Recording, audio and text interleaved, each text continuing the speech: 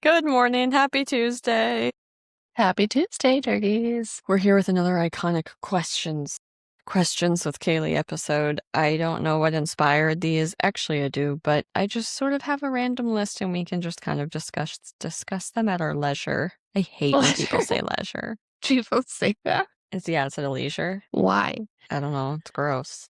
It's stressful. Okay. Anyway, I want to start off by saying that I really loved all of the America 250 hype, but we all know that that's like super young for a country, right? Because we're all like, yeah, he's like Yeah. so young. 1776. Right? So recent. It's so recent. I mean, but like, for the most part, to like break off and start new, I feel like it could have gone tragically terrible and like even shorter. So I feel like it's like I'm happy for us. I'm happy for us. I'm happy very for happy us. for us. But when But you stop yeah. and consider the fact that 250 years is really like, okay, it's not three, it could be 3 generations of people who lived really long. That's weird. Isn't that weird? It sounds, Yeah. I think it was, for me, what it is that it sounds old, but then I think about how there's probably a turd in Europe that's older than 250 years because their countries are also old, but also it's not that many people back. That's what's true. crazy to me. The crazy thing is the thing you just said, it's like if you timed it perfectly, it could have just spanned 3 generations. Yeah, that could So, be like 3 90-year-olds. Yeah, like if I was 95 right now, I could say like my great grandpa was here. No, my grandpa. No, great. My grandpa. No, you're great. That's 3 generations. If I was 95 years old, I see. Well, you still have a little left. I could say he came here within the first 10 years of America's existence. That's so crazy. That's so weird. Okay, anyway, that always kind of wigs me out because it'll be like, oh, Is that forever real? ago. Yeah, that's crazy. I mean, it's 200-year-olds and a 50-year-old. Yeah. 3 people in their 370s. I We mean, I can do guess you math. don't like birth them when you're 1 year old, Yeah, that's true. you know? So there's some of that. But it's just like when you look at just the lifespan of a human, Yes. there's only 3 lifespans, less than 3 lifespans of existence. Wild. Anyway, okay. Additionally, this also occurred to me. I loved all of the decorations this year. How many of them were from China? I mean, I know all of my neighbors have shit hanging up. It's lovely. I love a decor. But I was like, I'm pretty certain none of these were made in the US. Yeah, definitely. But then also, like, what is more American than ordering a bunch of plastic, non-biodegradable bullshit from China for a single day event and then throwing it all into the landfill without even thinking about it? That's just consumerism, baby, I guess. Anyway. That's America for you. I know, that is very ironic, though. I've never thought about that. It's like all the American flags that you flip them over and it's like made in China. That's so weird. Can you imagine? Can you imagine being the factory in China pumping out all of this America 250 shit? Whatever poor, like, enslaved laborer on Temu is just over there, like, stamping out America 250 on a bunch of merchandise that they're going to package and ship over here in a giant shipping container for 10 cents. I don't understand how Temu is even a thing. Is everything that dirt cheap where people can spend like $2 on a bunch of stuff? I literally... Even shipping is more than that. I'm utterly confused about that business model. Anyway. 0% am I the person to answer that question, but I'm also confused. What is Temu? That's a great question. My other question for this week is, does the government knows that we can like watch videos on the internet, right? They must, because they have their own CIA YouTube channel. Okay, well, because I don't know that they know. Do they know that when they change their opinion in less than 30 days and be like, I never said that we all in fact know they said that?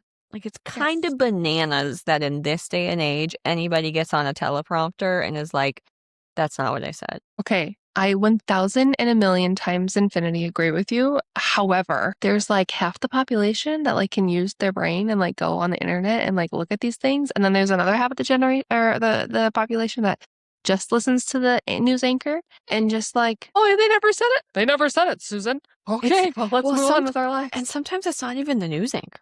I mean, literally our vice president, I'm pretty sure, got on there and was like, I never said that in reference to this recent conflict.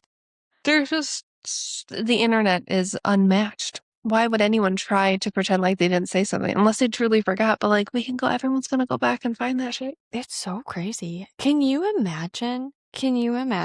Like, I'm trying to even think of an example of how this would ever come up. I don't know, being a college professor and recording your lectures for your online students, and 1 week you're like 2 + 2 = 4, and then it comes to the quiz time and you mark everyone's answer incorrect, and when they complain about it, you're like, no, 2 + 2 = 5. And they literally play you the tapes and you say that's not what I said. Like, you yourself watch the tapes and say that's incorrect. Yeah. The commitment to the gaslighting, I don't even know. Yeah. It's boggling my mind. It's offensive to me. Like, how dumb do you think all of us are? I guess dumb? Or it's like, I guess they just don't care. Maybe they just assume that the majority still just will like take their word for it at face value. Well, so it's like, what are we going to do about it? I don't know. Other than yeah, what are we going to do about it? Exactly. So anyway. This is not doing much. In an abrupt change of tone, does anybody go to the bathroom and then go poop? Obviously, we all turn around to like look at our work, right? But have you ever like turned around to admire your handiwork or just for a general understanding of what's going on and there's nothing in there? Because it slid all the way down into the Netherlands. I mean, it must just, sometimes I'm like, I swear this was more substantial, that this couldn't have hidden from me. I think I know what you mean. So I guess like the theme is that even my literal poop is gaslighting me. It's like, it's not what you thought it was. Now you can't see me to evaluate the color or the consistency. I'm like, did I even poop? I question my own butthole. This has happened to me multiple times.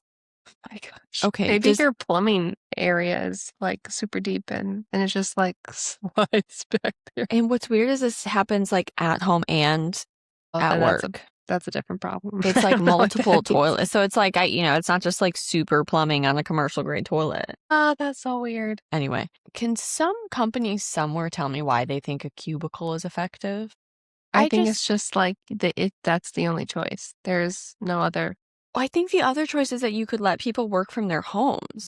That's fair. And I just don't really understand why the obsession with the cubicle exists to make someone drive and be fatigued from their drive to sit in a box under fluorescent lighting that's fatiguing. Like, surely their productivity would be better, even if they dicked off and did laundry for 30 minutes, than the fatigue that they've arrived to work with from traffic. Well, and also the amount of conversations and time wasting that you have when there's so many people in the office. It's almost hard to get stuff done at the office because there's so many distractions with the people. 1,000,000% and background noise.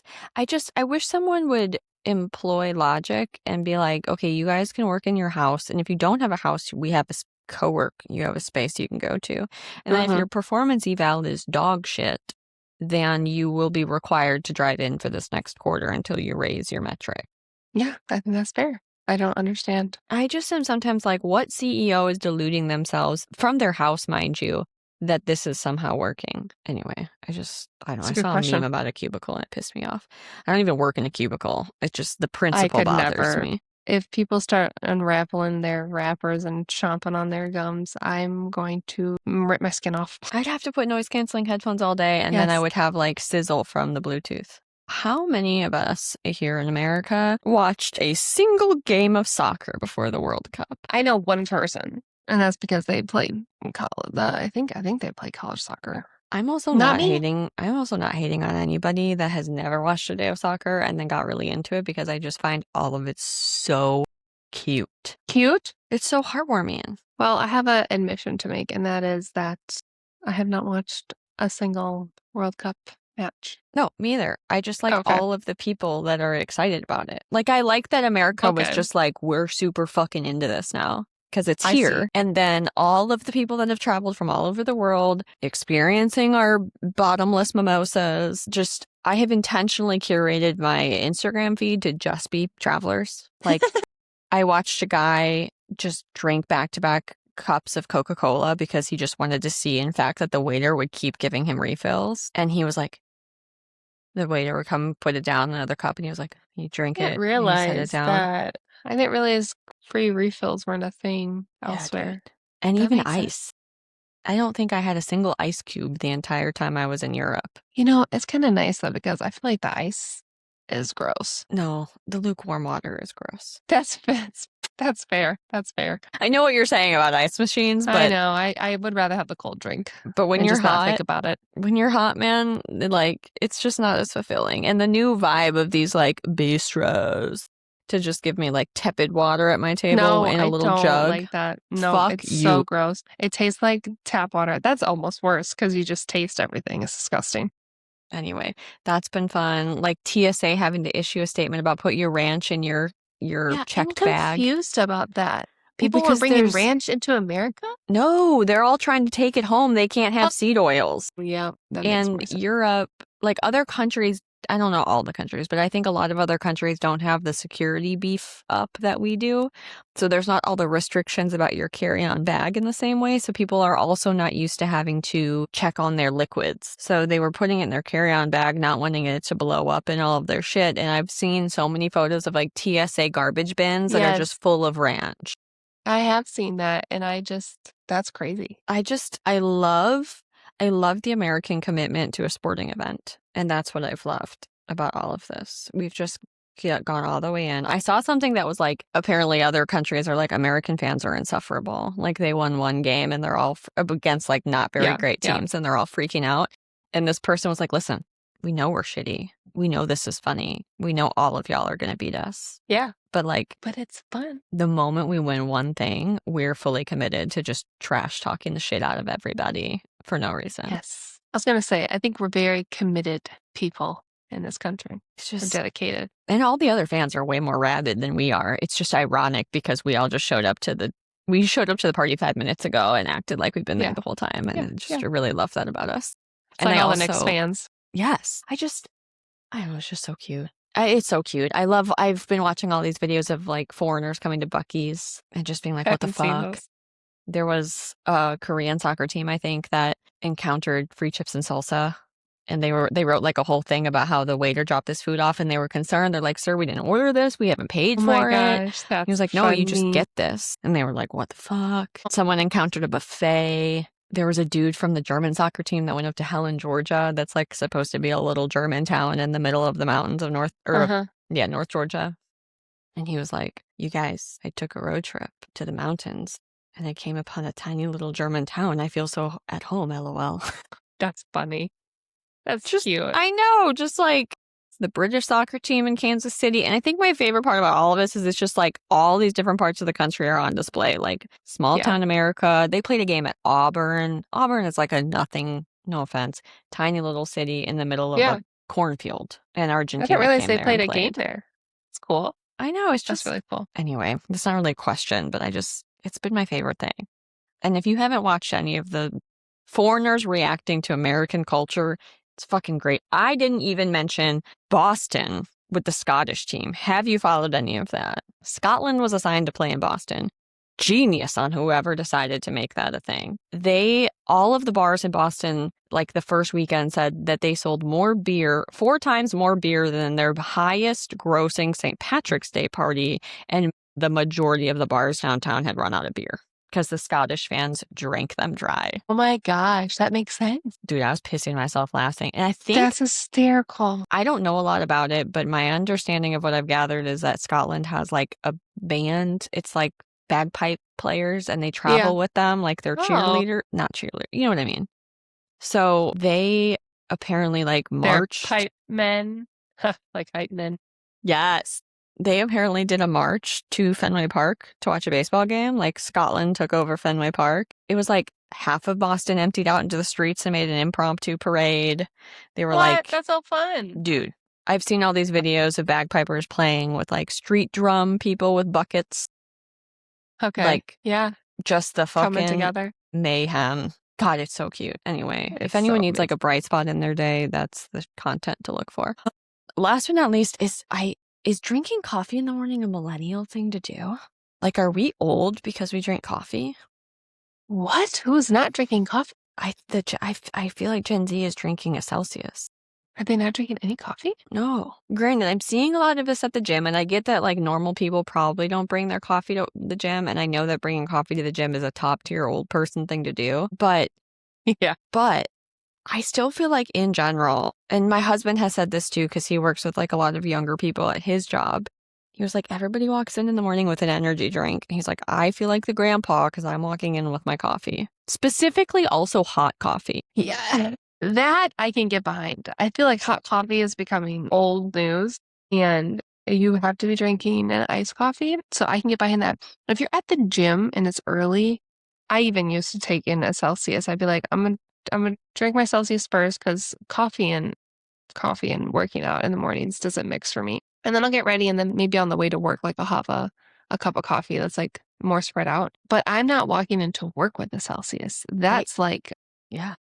Drinking coffee on an empty stomach is bad enough for my body. I'm not trying to be drinking a chemical energy concoction in the form of Celsius or Monster before I've had some eggs. Yeah. Maybe they have a breakfast. I'm just really curious. So he, like where he is not in the military, but where he works, like part of the building the military uses. So you have a lot of young, like 18, 19, 20, like younger than I ever encounter in my normal life because I don't know where those people hang out, but it's not at my house, and that's where I am.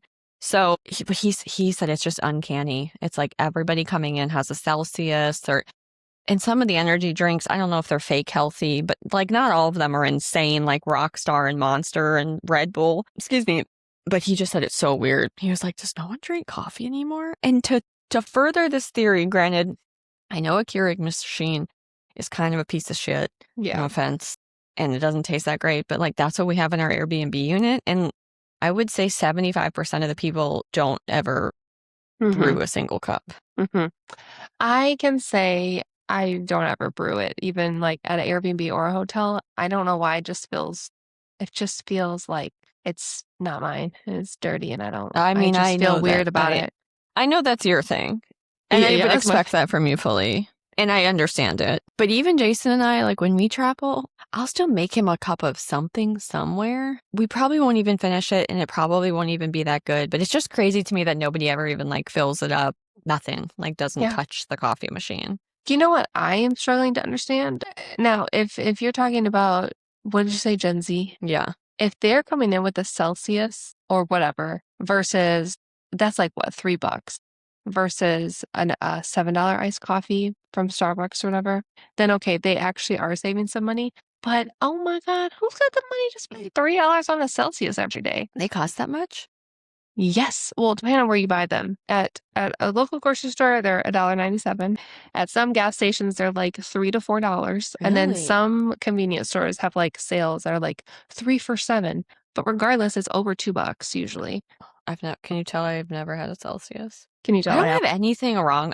There's literally no judgment. I just don't do well with caffeine, and I love coffee. But anyway, I want a Celsius, but in the afternoon. I want my coffee in the morning and then a Celsius in the afternoon. I get it.